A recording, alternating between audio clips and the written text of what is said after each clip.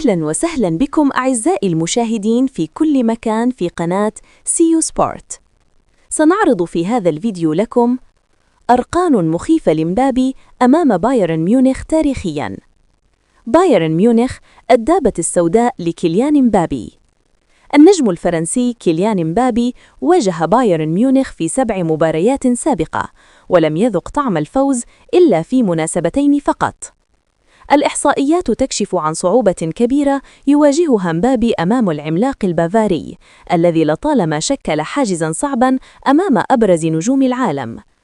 مباريات بايرن ضد مبابي عادة ما تكون مليئة بالإثارة والتحدي، حيث الدفاع القوي والتنظيم التكتيكي للفريق الألماني يجعل مهمة أي مهاجم صعبة للغاية. مواجهة الليلة في دوري أبطال أوروبا ليست مجرد مباراة عادية، بل اختبار جديد لمبابي لإثبات نفسه أمام أحد أقوى الفرق الأوروبية، وتأكيد قدرته على قلب الطاولة وتحقيق الفوز. المصدر ترانسفير ماركت. مبابي في مواجهة البافاري، مباراة قد تحدد مصير موسمه.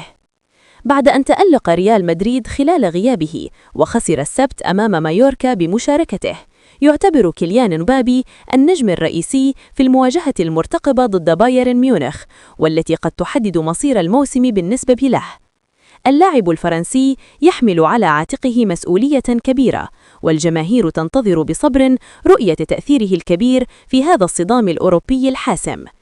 أتمنى إنكم تكونوا قد استمتعتم بهذا الفيديو. أربي الحماس والتشوق. نلتقي في الفيديو القادم بمزيد من الأحداث الرياضية المثيرة. شكراً لكم. إلى اللقاء.